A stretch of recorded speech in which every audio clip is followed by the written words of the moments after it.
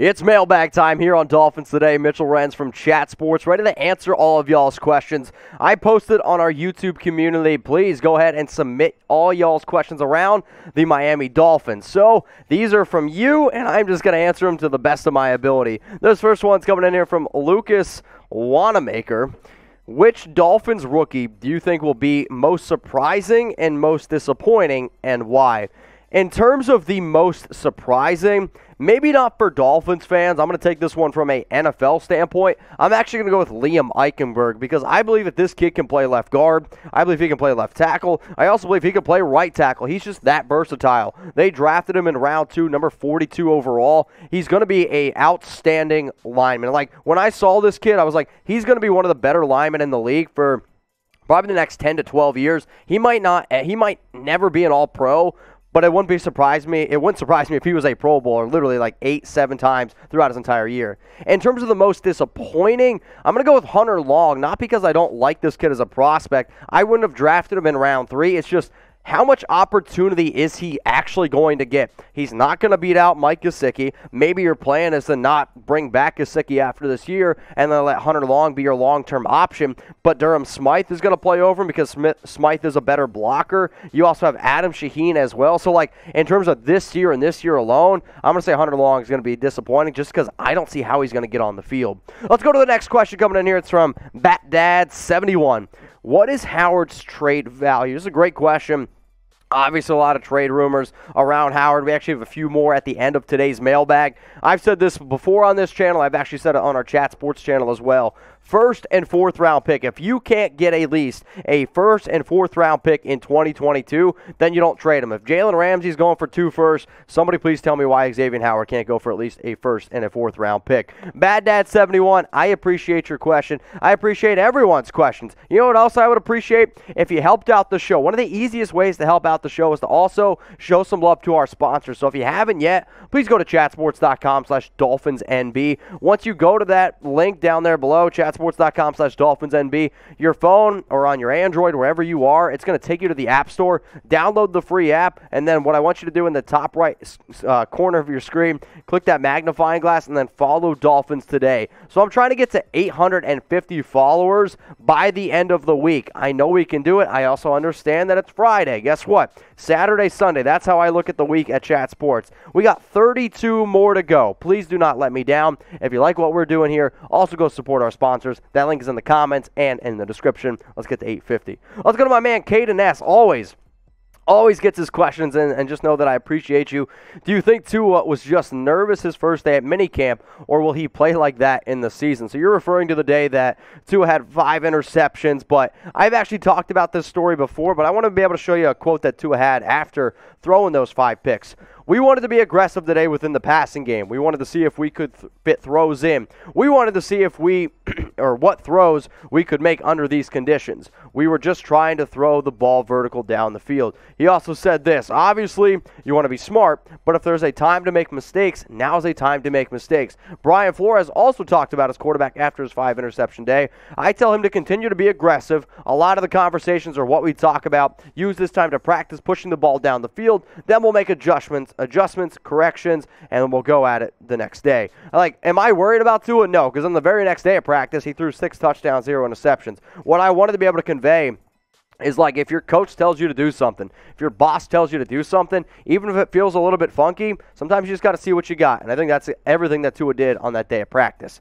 Now, if you guys didn't know that, well, then maybe you're not subscribed to the channel. We're trying to pump out at least one video every single day. It can be tough because of all the different things we got going on here at Chat Sports, but I've been pushing for more videos here because you guys definitely deserve it. But if you need more Dolphins news, rumors, mailbags like you're watching now, if you want to be a part of some mailbags in the future, please, you got to subscribe, or else there's just no way you're going to get picked to be on the show. Let's go to the next question coming in here from Tony Grosh. If Tua becomes a top 15 QB and the defense is in the top 10, do you think the Dolphins could challenge the Bills for the division crown this year? I mean, the defense is already top 10. I think the next question is, can this defense be a top 3? Can it be the best defense in the league? And if Tua takes that step being top 15 QB, I'll still say no, that they won't challenge the Bills. If he can get in that top 10 range, then yes, then they can definitely challenge Buffalo. But what do y'all think here? If Tua does take that next step and he can be that top 15 quarterback, how many wins does Miami get? In my initial projection for the Dolphins, I had them going 10-7. If Tua takes that step, because he's got all the weapons in the world around him, if he can be that great quarterback that you're hoping he is when you drafted him 5 overall, there's no reason that this team can't win 11 and 12 games. The issue is when I did my Bills projection, I had them going 14-3. All right, we got this next question coming in here from Strock Blackyard. Who will Tua's top wide receiver be, and how many yards and touchdowns will he finish with? So before I tell you which one I think that's going to be, I can't actually show you this next thing coming up because I made a boo-boo, and that's not actually Jaylen Waddle. But you have Devontae Parker, Will Fuller, Jaylen Waddle. Also, you can throw out Preston Williams as a player to keep in mind. But if we're talking about receivers and receivers only, before I give you guys my answer, I do want you to go down in the comments section right now and let me know who will be Miami's top wide receiver next season. I know there's a lot of different pieces that this one could go. People are probably going to pick Devontae Parker. I know when I asked this question on our community poll, most of the people actually went with Jaylen Waddle. Shout out to producer Sam for making this one quickly on the fly. But again, here's what the depth chart's looking like. Parker is the one. You signed Will Fuller in free agency. Obviously, you have Jaylen Waddle, too, who you drafted number 6 overall. When it really comes down to it, for me, it's really a 3-man race between Parker, Fuller, and Waddle. And the reason why it's between those 3 and not Gesicki is because we're only talking about the receivers. The reason why I'm going to go with Waddle here is because they drafted him high. They obviously have the connection, and all reports already are that Waddle looks absolutely phenomenal. But in terms of like what he can be and what he's going to be, I think he's going to be a phenomenal underneath route receiver. He can also stretch the field for Tua. In terms of Devontae Parker, the reason why I didn't pick him, his chemistry with Tua was off, and I'm hoping that it's a lot better this upcoming season. But until I see it, I can't really pick him. I mean, look at these numbers with Tua in 8 games. 57 targets, 29 catches, 345 yards, 2 touchdowns. Where Parker dominated was with Ryan Fitzpatrick, and in 6 games with him, you're talking about 34 grabs on 46 targets, 448 yards, and 2 touchdowns. So to answer it, I'm going to go with Jaylen Waddle here. He's going to lead the team. Let's go with 750 yards and 5 touchdowns. I just think it's going to be a lot of different people feasting in this offense instead of just one guy absolutely dominating. Let's go to the next question coming in here. It's from Danmus Robs. I think I got that right. Where would you draft Jaylen Waddle in a 12-team PPR fantasy league? He's probably going to go at the end of round 10, maybe the beginning of round 11. It depends how many catches you think he's going to get. I mean, if he's somewhere around 60, 70 catches, then his ADP is just way too low.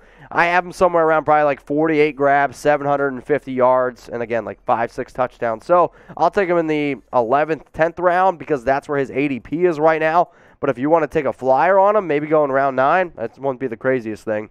Let's go to the next guy coming in. It's Gray Otter. Should we sign Melvin Ingram? Melvin Ingram, one of the top edge rushers still out there on the free agent market. He's actually already had visits with Kansas City and also the Miami Dolphins. The biggest reason why this guy's still out there on the market is in 7 games last season, 10 tackles, 0 sacks. I don't really think he's 100% healthy. The medical isn't checking out, and it seems like he wants to get paid a lot of money. Not that he's not worth it, but I'm not going to go ahead and pay him a whole bunch of money because I can't guarantee you if he's healthy or not. Next one's coming in from Landon McVeigh. And again, guys, I appreciate everyone who submitted the question. If you haven't already been featured in a mailbag, you can always do it on our community channels when I ask you to do so. The easiest way to know is by subscribing, youtube.com/Dolphins News. All right, Landon. So trade Xavien Howard to the Cardinals for 3 first-round picks and Christian Kirk. Good idea. Is it a good idea for the Dolphins? Yes, in a flipping heartbeat. You're not going to get 3 first-round picks, and you're also not going to get Christian Kirk. I like Kirk, but it would be really hard to be able to find a spot for him on our roster right now because of how stacked the Dolphins wide receiver core is. And then 3 first-round picks. I mean, even 2 first-round picks, I believe, is a little bit of a stretch for Howard. This next one then is from Dakota. Howard to Washington for 2 first-round picks and Antonio Gibson.